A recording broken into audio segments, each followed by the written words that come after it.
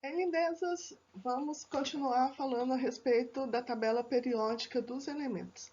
Então, como nós já sabemos, a tabela periódica contém os elementos químicos ordenados em ordem crescente de números atômicos. Nessa tabela, os elementos estão alinhados formando linhas verticais, que são chamadas de grupo, coluna ou família, e linhas horizontais, que são os períodos. E aí, por que a tabela é chamada de periódica? O que significa o termo periódico?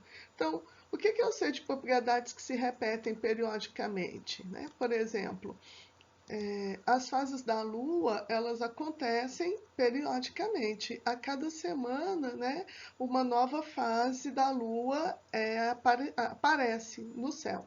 Então, essas coisas que de tempos em tempos elas se repetem são chamadas de propriedade periódica. E a tabela, ela tem um comportamento assim. De tempos em tempos, as propriedades vão se repetindo. Mas que propriedades que são essas, né? Então, o número atômico na tabela ele é crescente, então à medida que eu vou indo da esquerda para a direita, que eu passo de um período para um período abaixo, o número atômico vai estar sempre aumentando, né? Os elementos representativos que pertencem ao mesmo grupo, eles têm uma igualdade no número de elétrons de valência. Essa é uma informação importante, porque pelo número da coluna eu consigo saber quantos elétrons esse elemento tem no último nível. Mas não se esqueçam, só serve para o elemento representativo. Aquelas colunas rebaixadinhas lá no meio da tabela, que são os metais de transição, eu não posso fazer isso. Mas todo mundo que está na coluna 1 tem um elétron de valência. Todo mundo que está na coluna 2 tem 2 elétrons de valência. A partir da coluna 13, a gente descarta a dezena. Então, quem está na coluna 13 tem 3 elétrons de valência.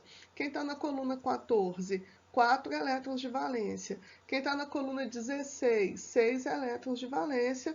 Quem está na coluna 18, 8 elétrons de valência, com exceção do hélio, porque o hélio só tem 2 elétrons, então o hélio tem 2 elétrons de valência. Então, o número da coluna corresponde à quantidade de elétrons que o elemento químico tem no último nível. A partir da coluna 13, eu desprezo a dezena para saber a quantidade de elétrons, tá? Os elétrons de valência e o número atômico, eles são importantes nas propriedades dos elementos, porque eles influenciam as propriedades periódicas, né? Então, eles são importantes para definir como essas propriedades vão se comportar. As espécies que têm a mesma quantidade de elétrons são chamadas de espécies isoeletrônicas.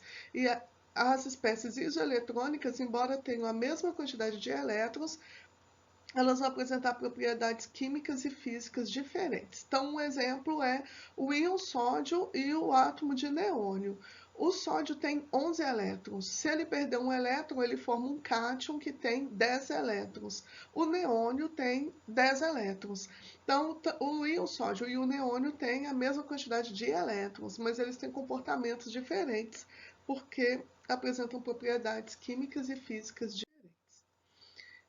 Uma propriedade periódica que nós vamos estudar é o raio atômico. Como nós consideramos o átomo como se ele fosse uma bolinha, né, uma circunferência, o raio ele é a distância que vai do centro até a circunferência. No caso dos átomos, isso não é diferente, né? Então, o raio ele é essa distância aqui. Mas num átomo é difícil determinar exatamente aonde que é a circunferência, porque a eletrosfera ela é muito pouco densa e é difícil saber exatamente onde a eletrosfera termina. Então, o raio atômico ele é determinado como sendo a distância do núcleo de um átomo até o núcleo do outro átomo quando eles estão fazendo uma ligação química. Essa distância dividida por 2 corresponde ao raio, né? Porque a distância de um núcleo até o outro núcleo tem 2 raios compreendidos nesse espaço, né? Então, a distância do núcleo de um átomo até o outro dividido por 2 é o raio atômico, né? Essa tabela mostra os diferentes tamanhos de diferentes elementos químicos na tabela periódica. Então, como que o raio se comporta na tabela, né? E aí a gente está falando da periodicidade dessa propriedade. Como que ele vai variar? O raio nas colunas, ele cresce de cima para baixo. Por quê? Toda vez que eu passo de um período para outro período, eu estou aumentando a quantidade de níveis de energia ocupados pelos elétrons nesse átomo. Todo mundo que está no primeiro período tem um nível de energia ocupado pelos elétrons. Todo mundo que está no terceiro período tem 3 níveis de energia ocupados. Quem está no sétimo período tem 7 níveis de energia ocupados. Enquanto eu estou aumentando essa quantidade de níveis de energia ocupados, o raio atômico aumenta também. Então, à medida que eu vou descendo numa coluna, eu estou aumentando a quantidade de níveis de energia ocupados na eletrosfera daquele elemento químico. E isso faz com que o raio aumente. Então, na coluna, o raio cresce de cima para baixo. E no período? Todo mundo que está no mesmo período tem a mesma quantidade de níveis de energia ocupados. Então, todo mundo que está, por exemplo, no quarto período tem 4 níveis de energia ocupados. Então, se eu não estou aumentando a quantidade de níveis de energia, como que o raio varia? Presta atenção. Quando eu ando da esquerda para a direita, eu estou aumentando o número atômico. Isso significa que eu estou aumentando a quantidade de prótons dentro do núcleo do átomo.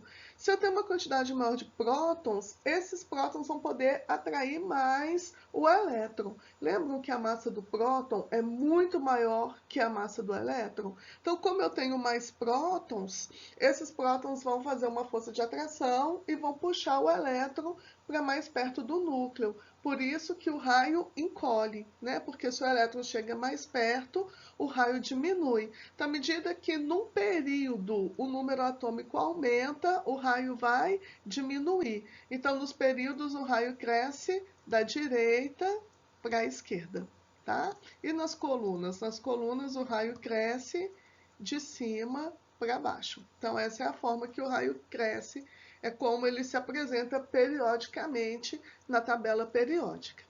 Agora, nós sabemos que os elementos formam íons. E se formar íon, como que vai ser o raio iônico? Então, quando forma um cátion, o que acontece? O átomo de magnésio, por exemplo, ele tem 2 elétrons de valência. A tendência do magnésio é de perder esses 2 elétrons. Então, quando ele perde os 2 elétrons de valência, ocorre uma diminuição na quantidade de níveis de energia ocupados pelos elétrons. Por isso, o raio vai diminuir. Quando eu comparar o raio do elemento com o raio do cátion, o raio do cátion sempre vai ser menor que o raio do elemento. Agora, se ele forma um ânion, né? O cloro, por exemplo, tem 7 elétrons de valência. A tendência do cloro é ganhar um elétron. Então, como ele ganha elétron, ele passa a ter uma quantidade de elétrons maior do que a quantidade de prótons. Isso vai enfraquecer a força de atração dos elétrons pelos prótons no núcleo do átomo. Se o elétron está mais fracamente atraído, a tendência dele é afastar. E com isso o raio aumenta.